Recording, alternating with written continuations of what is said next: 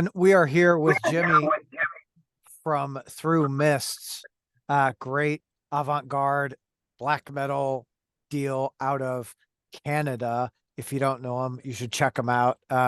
Jimmy, thanks for joining me tonight. I greatly appreciate it. It's great to be here. Rock and roll. So, what like Through Mists is super new to me. hmm So my first question is for you, what was the I don't know, the catalyst for saying I'm gonna go and do that?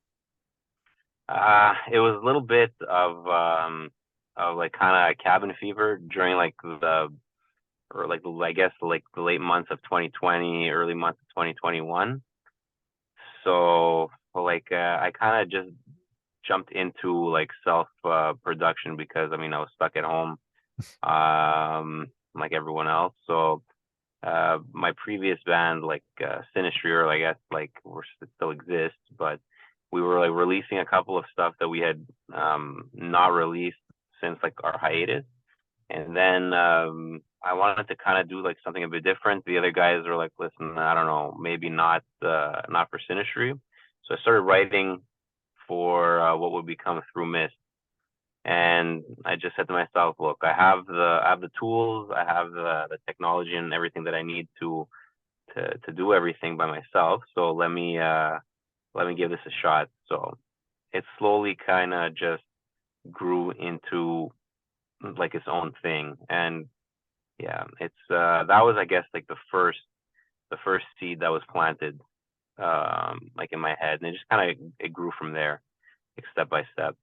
Yeah, I mean, I think the whole COVID thing was a catalyst for a lot of things, right? You had Yeah. people like yourself who really got out there and were like, okay, I can't go out and really do anything, so I'm going to create and just pump out as much as I can. And then, for other people, they were like, I guess we're done, Yeah. let's find something else to do. So good for you for, you know, putting that into a creative envelope and putting it together. Yeah, I needed to at some point too, man, because like working from home was cool, like on the 9 to 5, but I was always home. So like getting into the cycle of just like scrolling on social media, or just watching like binge watching like whatever on Netflix or Prime or anything like that, it got very very boring very fast. So I said, screw it. I'm just gonna jump into this and see what like what I could do with it. Yeah. I always, even now, I catch myself like I get on social media and I'm like, what the hell are you doing, dude? Like, why are you scrolling? And you're just like scrolling, looking, like, Mindlessly, yeah. yeah, It becomes like a bit like a of an addiction, I guess. And like you just want to have like your thumb going up and down, and like you're just used to it because you're like, okay, what else am I gonna look at that's gonna catch my eye and is interesting? But I mean, that sucks at the end of the day, like you're just looking at a whole bunch of nothing. Like, yeah. Yeah, you're so not you're not progressing anywhere with it, you're yeah, just you're just staying on like the social media platform, and that's it. Like you're not getting like I don't know, I don't get anything out of it. Like I at least like consciously saying like I can't say like scrolling on Instagram or something if I'm not looking for something specific. I'm just kind of like doom scrolling. It's nah, yeah. Yeah, yeah. it definitely doesn't. You're not like, oh man, I'm such a better person because I spent 15 minutes Yeah, on, yeah, exactly. I spent 15 minutes scrolling and like mindless putting likes on like stuff I barely like paid attention to, right? So Yeah. yeah, that's like, and that's like the thing too, right? Like bands, a lot of bands I see like lately have been complaining about, they're trying to with their out like what they call outreach by posting on social media, but like anytime like I see a band say or a musician say like, my last release got like 10 plays and I've been posting about it on social media, that's not what's gonna make you like get plays Right. or attract people to you, right? Like I mean, posting on social media is not marketing. Like I'll argue that point like with anybody. Like marketing is you have like someone who's pushing you behind the scenes to different outlets, review sites, podcasts like how we're doing now, like this type of thing. Like engagement posts on Facebook or Twitter is not gonna get your music listened to. Well, I, You know, I'm gonna, to a point, I guess. yeah, I would say devil's advocate, right? Like that is in a sense, it's marketing. Yeah, Although in your business and my business, that's not the full realm of marketing, and that's yeah, I think as a band, if you want to get out there and it to hit and hear and do something, like Kyle at Good Boy, man, I feel like he does such a great job, uh, you know, getting out there and hitting the media outlets and getting the reviews for the album and the interviews and that kind of stuff, right? yeah, yeah. Listen, it's if it's the only thing that you're doing because of whatever reason, I mean, like keep doing it. But I mean, to only do like social media posts like by yourself and to expect like whatever results like you think you're gonna get, it's a bit like narrow sighted, I think, like a bit Yeah. short sighted, So, but I mean, whatever. That's neither here nor there. But like, it's part of the whole like mindlessly scrolling aspect. Yeah. But yeah, To everyone's got their own thing, so it is what it yeah, is. yeah, So with you've got branches coming out. Well, when this gets released, it will have just come out, but we're essentially 4 days from its release now. Uh, yeah. for you, like how are you feeling leading up to it? I feel pretty excited. It was very like it was a bit different. So for branches and for prolific before it, um, up until those two, the entirety of the catalog has been like one continuous storyline. So like that was another thing that like kind of I pushed myself out of my comfort zone. I made myself like create a concept album, and then like I said, listen, let me make a concept storyline or like make everything like flow into one storyline. And like I ended it, or I guess like the story ended in December, like December's release.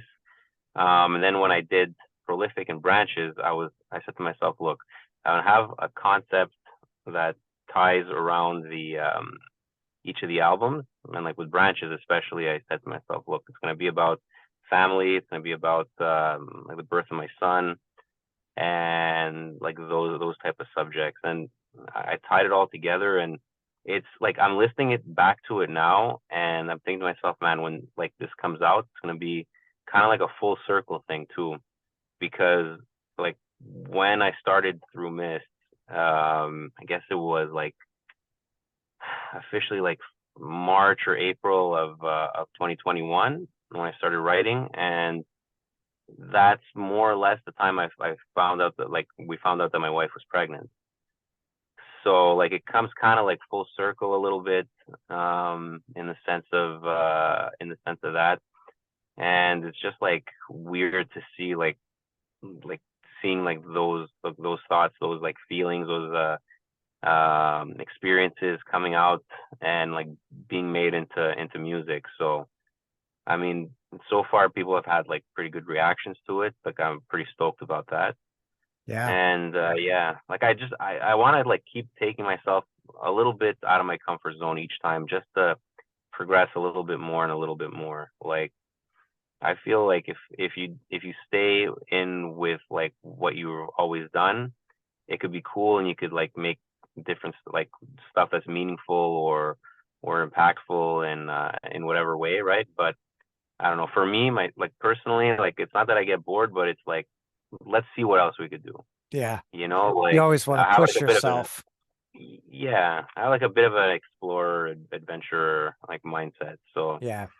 might as well like explore. Like I only have myself to argue argue with in the band. So Well, and the cool thing about it is like you're writing all this music from your experience, right? Like you call it a yeah, concept album, but the reality is like I guess, yes, it's concept, but it's really, really genuine because it's unique to you and how you've Yeah, perceived everything, on the album. And I think it's one of the things that I'm always drawn to with like underground or independent music, right? Is there's everyone's super genuine and it's super unique.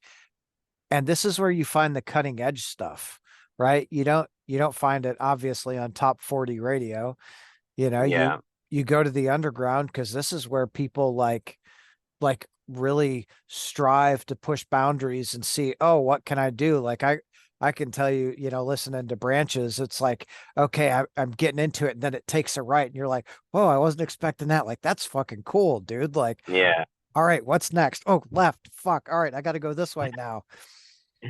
yeah, So yeah, it's really cool to experience that. Because I feel like with most music, you can see where it's going, you know, yeah, and you fucking know. So with Through Mists, I fucking enjoy it because I'm like, oh, hold on, what? All yeah. right, What's going on?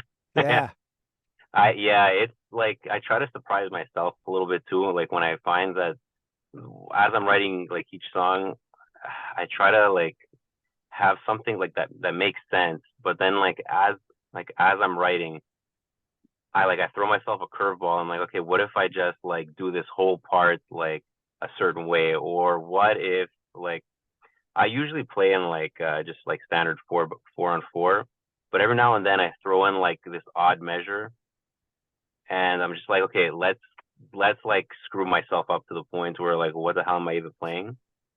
And you know, I guess I'm safe because I don't have to play it live because I'm just one dude. But yeah, like and I play around with it, man. I have fun because it's like I don't know if you don't have fun with it and explore and like have like a little bit of an adventure with it. I mean, for me, like it's then it becomes like a bit of a chore. But yeah. certain things, even like the more straightforward songs, like I feel like I throw in a little like a touch of like a synth and a piano, where like I used to like put the synth and piano everywhere. Like almost every song had like a synth and a piano, and like they still do like on Branches. There's synth everywhere, and piano, but like it's a bit more reserved. But I feel like yeah, I like to just explore. You Yeah. know, like kick myself in the ass a little bit here and there. You know, if I'm getting like complacent, then I gotta either switch it up somehow, some way, or let the bass do something interesting. Also, let it come out a little bit more in the mix instead of just being the anchor, right? Like let it like shine a bit versus the guitar. So Well, it's the best way, I like how the music is described as like avant-garde black metal, right? Because that's it yeah, it always basically what it is. it Yeah, I have a hard time classifying it, man. Like sometimes like people call it uh like blackened melodeath. Some people call it like proggy, like blackened death, or I don't know. Like I don't want to go in too much into the subgenre rabbit hole, but yeah, yeah, there's a avant-garde. million of them, right? Yeah, it's gonna get like it drags me down too, man. Cause like the from the first release to now, even though like they sound like it sounds like the same band, there there's different like musical stuff. Like I wasn't even on Encyclopedia Metal for like the longest time because they classified me as gent. So I was like, oh, how the hell am I gent? Like, okay, just because like I have a couple of chugs and I use palm muting here and there. Yeah. Like I mean, like the second song I released, like is the closest thing like you could say to being gent. The song called Komodo. But beyond that, man, it's like I don't know. It's it's a weird project, but it's a fun project. Well, the funny thing with with labels, right? Or Hmm. genres and subgenres is you ask 10 people what one specific band is, and they will all give you a different answer. Yeah, Like, yeah, so what is yeah. it? It's like that. I don't know. It's Yeah. through mist. As long like if you could defy categorization, I think that's a good thing. Like you're onto something creatively. Like no matter like what band you are, like what band you're in, or like what type of music you're playing. If you could like kind of just get the general like the general thing saying like with the metal, then you know it's like some sort of this type of metal, right? Like black or blackened or death metal or avant-garde, proggy. Like I don't think I'm a prog band, but I do have like proggy touches, Elements. Yeah. elements. Yeah, so I yeah, I try to avoid the hard counting. I'm like a 1, 2, 3, 4 type of guy most of the time. well, there's when you're listening to it and it takes you off, I'm like, oh, this reminds me of like I used to listen to a lot of jazz, like Hmm. John Coltrane. I love John Coltrane.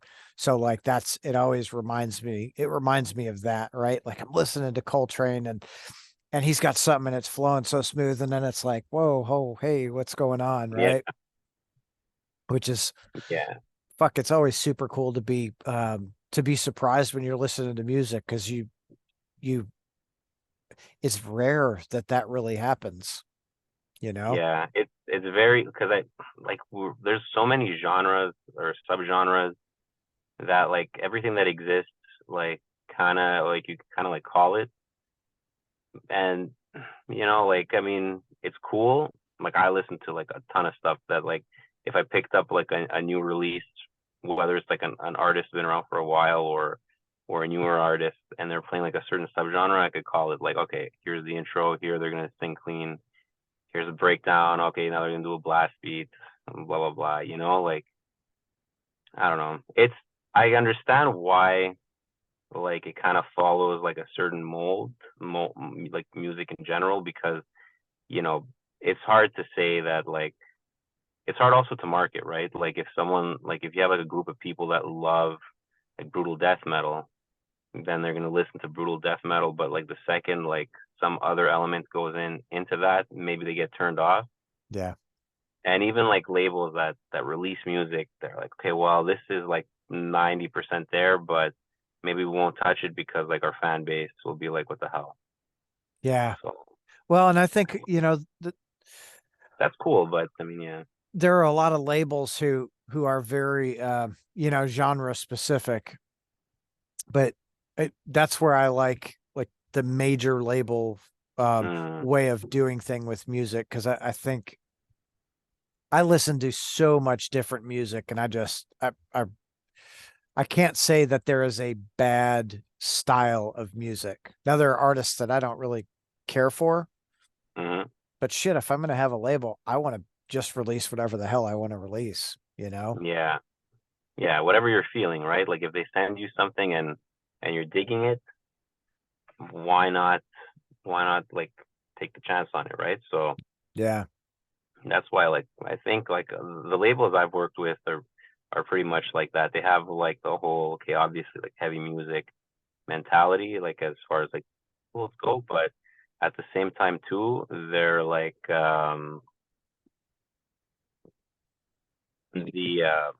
also on the mindset of we're gonna release us, you know, heavier stuff, and it could have touches of one subgenre, touches of another, or what have you. So Yeah. I think it's important, like especially like in the indie scene, because support and getting yourself out there, it's so tough, man. Like I'm one guy, so I Yeah. I'm touring, but like like when we were touring in Sinistry, like we were four dudes, but like a majority of it was touring our faces off and just like going 100 miles an hour.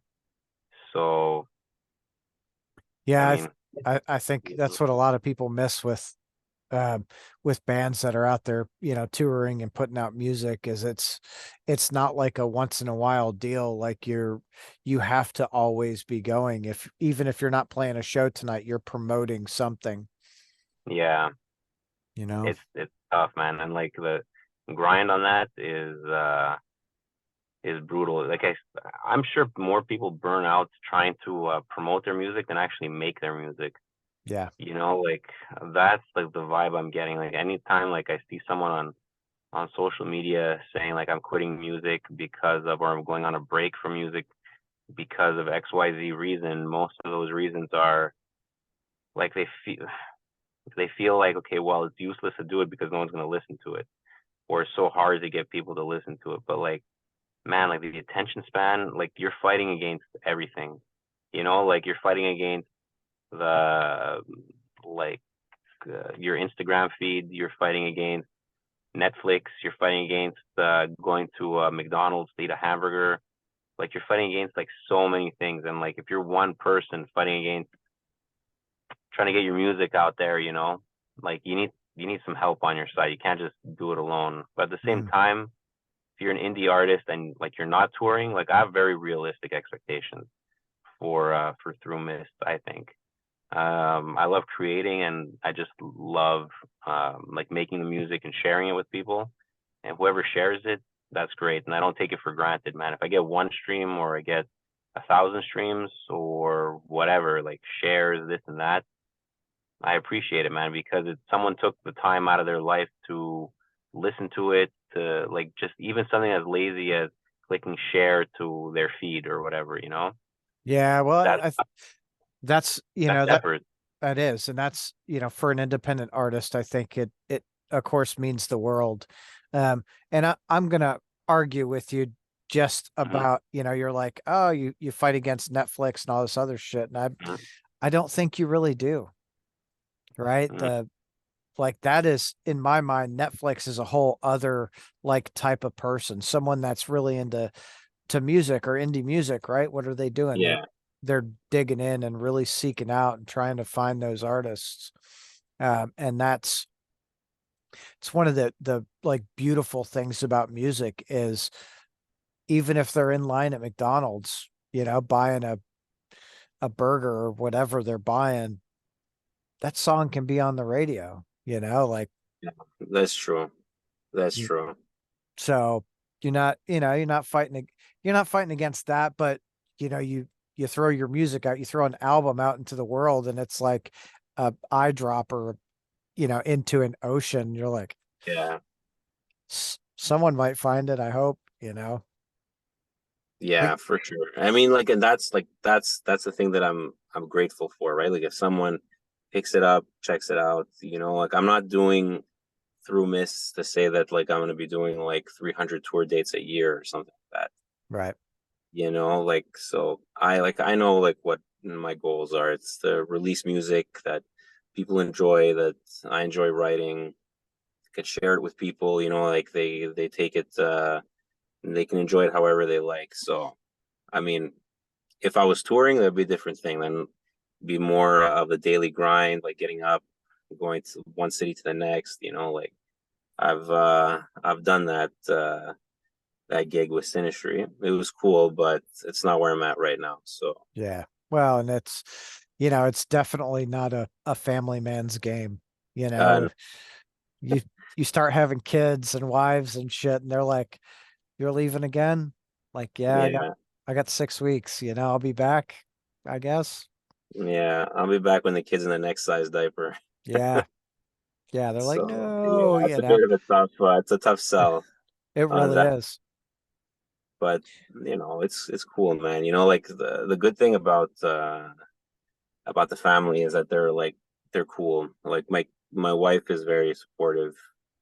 My kid's 2.5 now, and he wants to come and play guitar, or at least like pretend he's playing guitar and like sing like I don't know, Wheels on the Bus or something like that. Yeah, But he comes and like I gave him the pick in his hand. I told him how to hold it, how to move his hand, and then he was just like going at it. It was pretty cool. It's pretty cool to see, yeah. you know. Well, you've really got to, just craft that with them. That's some of my favorite memories are with my daughter, right? Like Mhm. playing guitar with her. My wife, every once in a while, she'll show us a photo, and it's like we're sitting there in the living room, and she's got a guitar, and I'm like, "Hey, do this and this." I'm like, I missed that. Now she's almost 18, and I love her. I love her to death, but Jiminy, like she's almost 18. Sometimes I just want to, Yeah, I get it. you I know. get it. At 2.5, like, listen, my son like took very quickly to growling also. So like he's in like the dinosaur stage now. So he watches like the dinosaurs roar, and like I've taught him like, or I've shown him like growling and stuff, and he listens to death metal or whatever music I'm listening to like all the time, and he just like starts like growling if like there's a dinosaur on TV, or he pretends, or he's like, "Dad, do you like you?" Right Damn, like on. that's good, you know? And like, I don't know. My wife always like kind of side eyes me a little bit, but I'm like, listen, let him enjoy it, you know? Like by the time like he goes to school, I mean, heavy's gonna be something different, I guess, you know? So I don't, I maybe, don't know. maybe Maybe, not, I don't know. Maybe know. not. Maybe things will get lighter, but who knows? Yeah, there's there's really no telling. I mean, there's uh with with kids and music. Oh yeah, yeah. Yeah. Yeah, Sorry. I got a call. I had a call and I hung up there by accident. Yeah. yeah, no worries. Mm. The life. I got like I've actually my phone's over there going off. I forgot to put on do not disturb. Oh yeah, me too. Like, God damn. Yeah. Whatever. So what what artists are you listening to right now that really have your attention? Right now, I'm listening to a lot of orbit culture. Like as far as like newer artists, like I don't want to get flogged for saying this, but Sleep Token is pretty cool right now. To me, like I saw them here when they came in Montreal. It was Showman, and Yeah. it was crazy. And I guess who else was it? Electric Callboy. I've been digging these guys too. Like from like bands that I didn't think I would be listening to. Like I would say like those last two. Orbit Culture is a bit different. Like I think Orbit Culture kind of falls into that, but into like the scheme of like mellow death or like really heavy stuff. Yeah. And those are the ones like I'm listening to right now. Like I guess heavier on rotation than I thought I would. But there's a lot. That's Yeah, like a lot of like the more like the classic stuff from like the death metal uh like beginnings. I've been listening to more Cannibal Corpse lately, which usually like I'm not into like I wasn't like super into them at the beginning, but they were the first death metal band I listened to, and I was like, let me just throw a couple of albums on and like get into them a bit more. Like they deserve it. So yeah, yeah. I yeah. I God, I've been listening to Cannibal Corpse for so long. Um I think my entry into death metal was on probably Death actually. Hmm. Yeah, Yeah, probably. classic, man. Yeah, like but then it was turn on MTV, midnight on Saturday night, and you've got Headbangers Ball. Yeah, Ricky Rackman's like, "Hey, check this band out and check this band out." You're like, "Yeah, this is so awesome."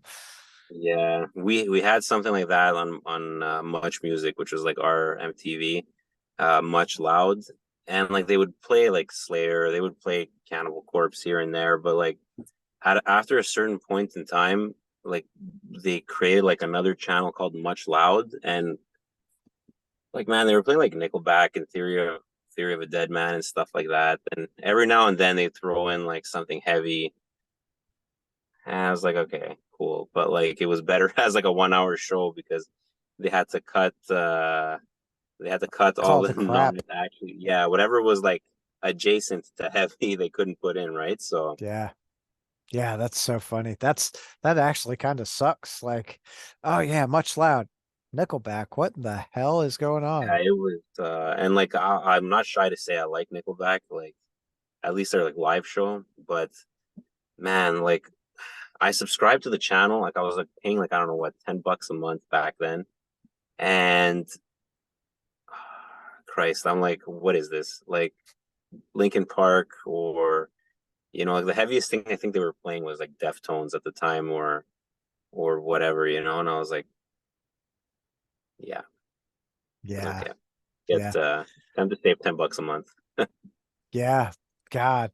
Those I way back when, and this I collect vinyl, but way back, I think the reason I collect vinyl is because you go into a record store and you'd find something with the, oh, look at this. This album art is so freaking cool. I'm gonna get it and listen to it and take it home, and you spin the record, and it was either like, man, this is really fucking cool, or oh my God, I'm listening to Meatloaf. What the hell's going on here? Yeah, Um, and you transition that to MTV or Much Music, and the landscape, I feel like at that point really changed, because you have, when you think like heavy music is different for every person. So if whoever the programmer is like, man, Nickelback's freaking heavy, right? Theory of a Dead yeah. Man is freaking heavy, and we're over here like, no, it's, Well, what do you guys talk about? Yeah, yeah, like it's not at all. But it's, I think all of that programming is opinion based, and it does work better when you have a like shorter that, time to like a put short stuff time in. frame. Yeah, Yeah, yeah. Because when you have like too much choice, I think like it comes down to who's paying more for the advertising time. yeah, So, and it's weird because I think Nickelback were they on Roadrunner at the time? I don't know, but like you had like them on Roadrunner at the same time that Killswitch Engage was on Roadrunner, and like you would maybe see Killswitch Engage like 5% of the time that you would see Nickelback, or yeah. like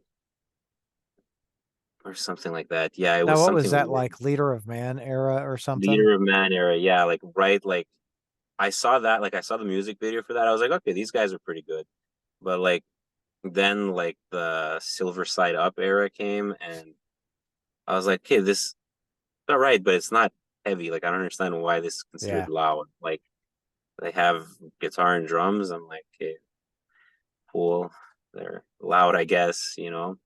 can be Like I'm not loud. gonna shit on them, man. Like they made a great career for themselves, and the songs are formulaic as hell, but they're fun, like dumb rock songs. Like it, Well, that's all it takes, right? Like you want to make a yeah, million bucks, you find your formula and you put out a bunch of dumb rock songs, or you spend 30 plus years crafting, the heaviest, nastiest shit you can, and eventually your fan base grows to a point where, like, I'm used to seeing Cannibal Corpse with 500 or 600 people, and the mm, last time they were here, it was 2,000 people. I thought, holy shit. yeah, yeah. See, like that's the thing. Like they're touring, they're releasing albums, they're doing. It's a slow burn, man. Like a lot of like ignorance, I think, for for musicians is they don't realize that you just have to keep going. Yeah, Like you either have to, if you consider yourself like a professional musician, you have to be like putting food on the table with your music or your playing or as an instructor or whatever, right? Like as a teacher or something like that. But like if you're just doing it as a hobby and like you think you're a professional and like you're expecting that after like 2 years or 3 years or whatever, it's like a rude awakening. And like a lot of people can't handle the reality check, I think. But it's cool, man. Like any other thing in the world that exists, right? Like you're gonna create your art, people are gonna enjoy it, or they're not, or they're gonna ignore it. But it just keeps going, man. Like the world keeps spinning. yeah. Well, it definitely, the world doesn't stop because you want to stop playing music, but Yeah, I think the reality is like there are people who get into music because it's they have to, right? Like yeah, there's no other way but to create and to play music, whatever that is. And then you've got the people who are like, oh, I could make a shit ton of money doing it and get in it. And they realize like, oh, hold on, yeah, this is a lot harder than I thought it would be. yeah. That like that mentality of I can get in and like make a ton of money, it's not sustainable. No, there's not a Like ton of money in it anymore. no, like I don't even know where the major labels, like the real major labels are making their money. Like from streaming or whatever, like the streaming services basically tell the major labels what to do or how much they're gonna get paid. And I'll be honest with you, man, like besides like maybe Drake, Who's who's a new artist?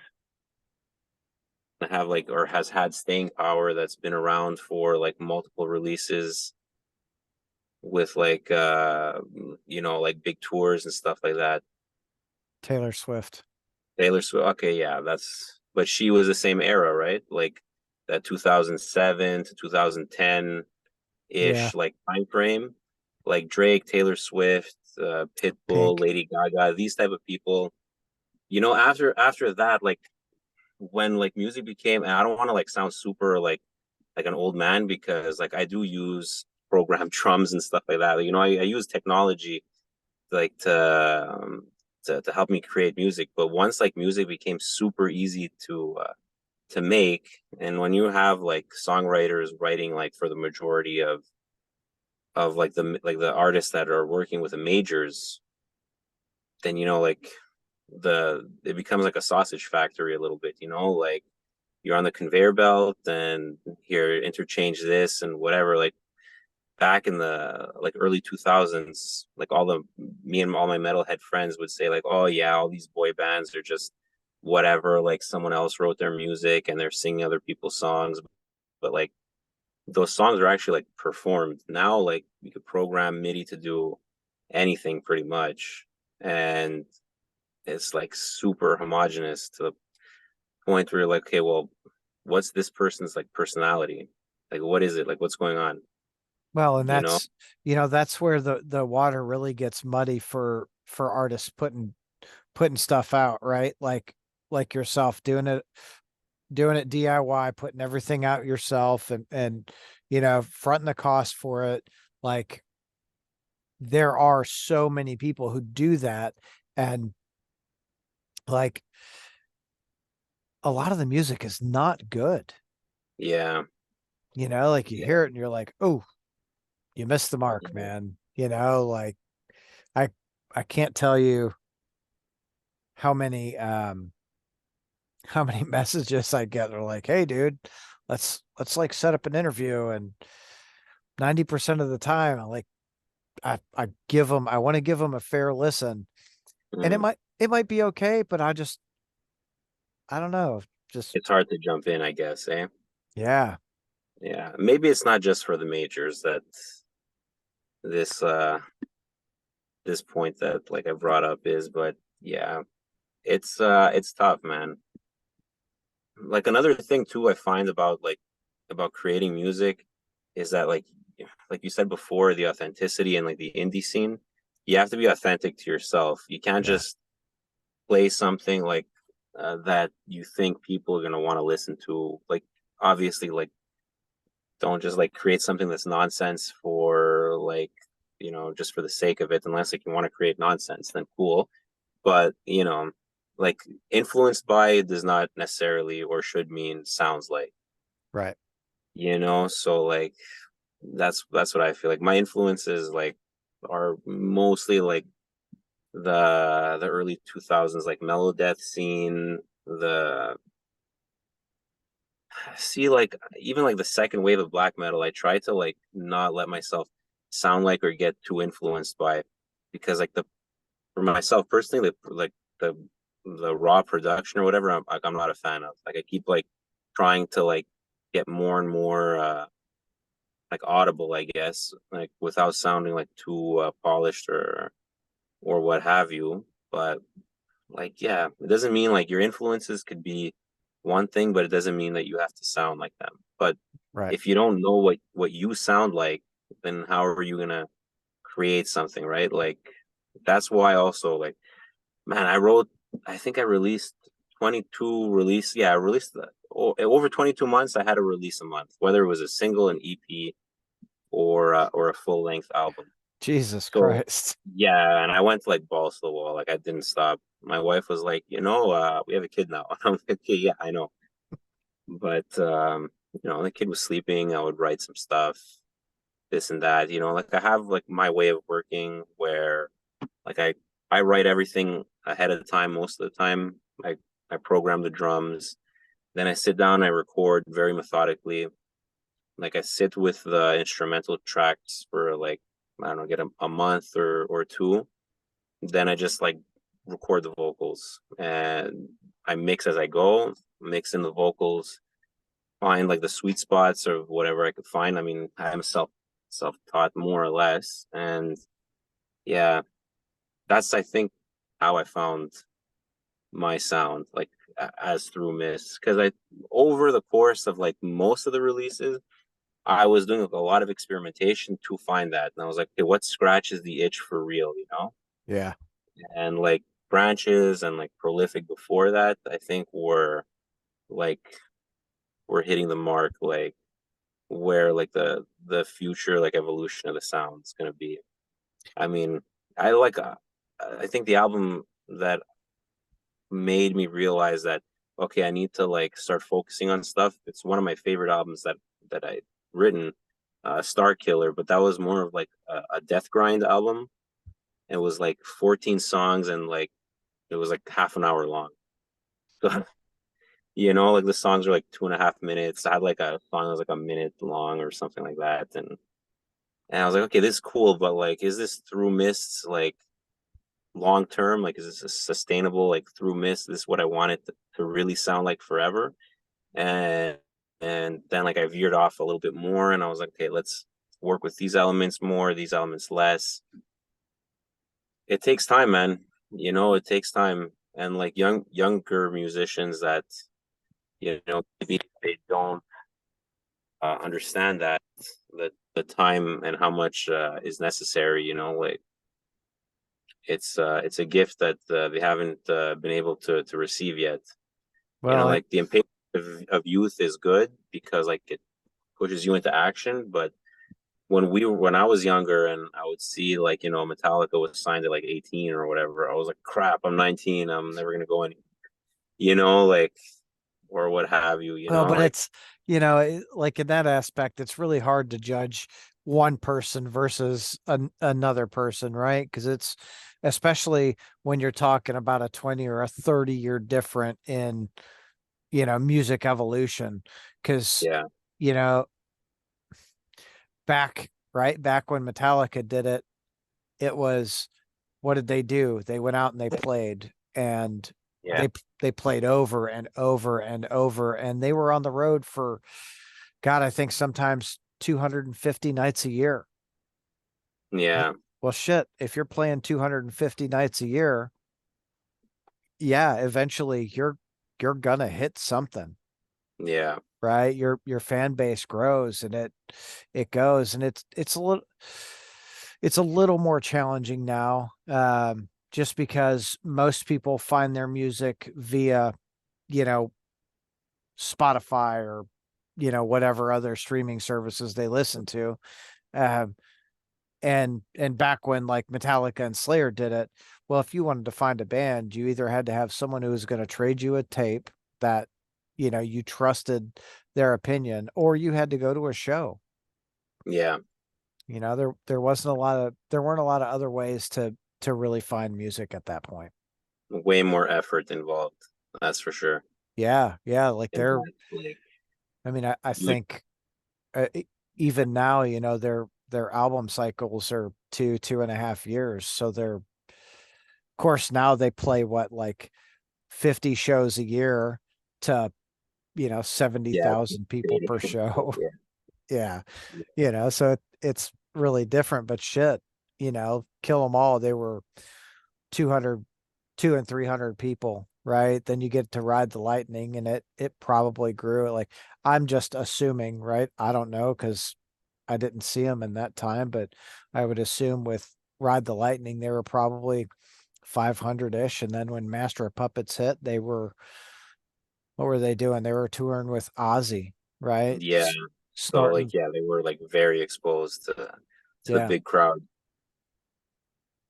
So but it's a different world now, right? And there's musicians like you who are like, I don't, I want to create. I don't want to be out there touring, right? Yeah, And like it would be nice to play a show here and there, but I mean, it's not if it's not like something that I'm super focused on doing, I'm not gonna do it. right, Like I have a lot of stuff going on in general, and like through Miss keeps me pretty busy creatively. So like that note, like it's just let me enjoy writing and releasing, connecting with people, like online. And that's it, man. I'll be the guy in the crowd. I don't need to be the guy on the stage necessarily. right, I mean, if an opportunity comes up and it's too good to not take, that's a different story. But it's not something I'm actively chasing. right. No, you're creating music for you, which I think, for any musician, that's what they should do. I mean, I think some of the best music is music that people create for themselves because it's authentic, it's genuine, it's not trying to be something that, That is not, yeah. right, you know. So I think that's, fantastic. Uh, who did the artwork for Branches? You know what? I'm not really sure because it was I actually got it off of Pexels. Um and I gotta find the artist and credit them in the like at least in the Bandcamp notes. But yeah, I thought I had saved like I thought I'd taken a screenshot of their name, but I didn't.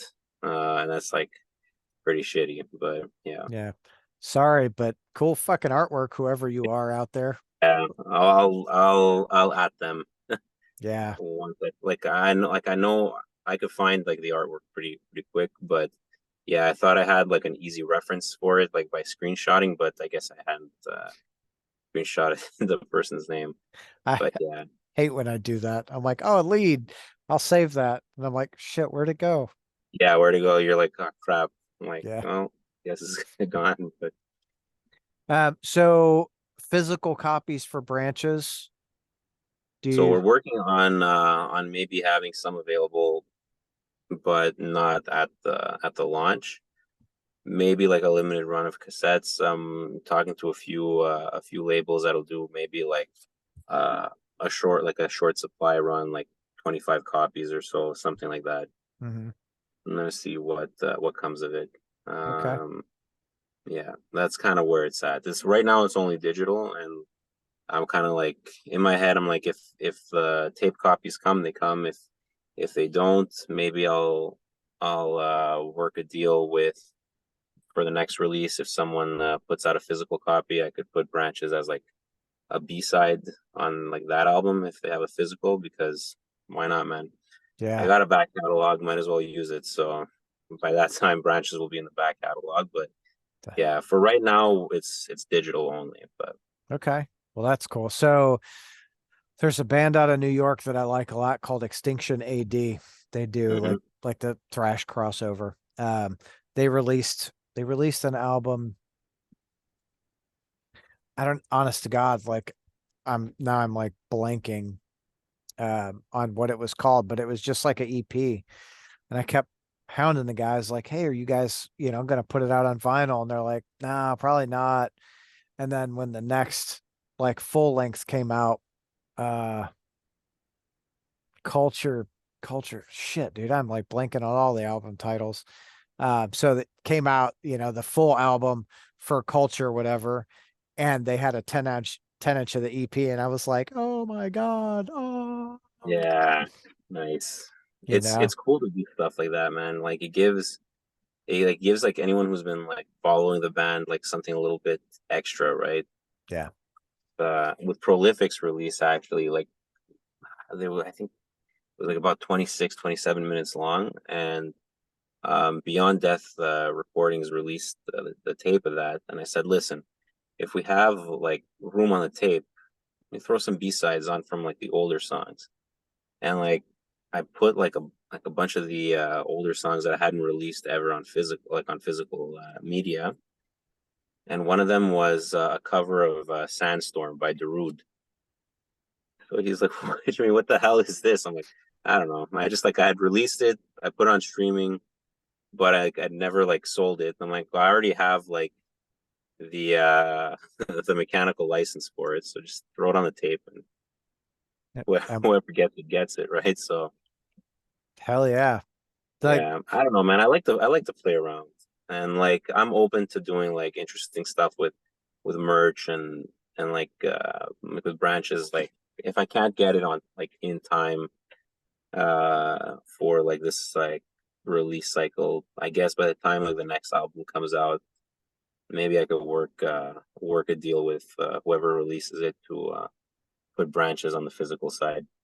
yeah, Yeah.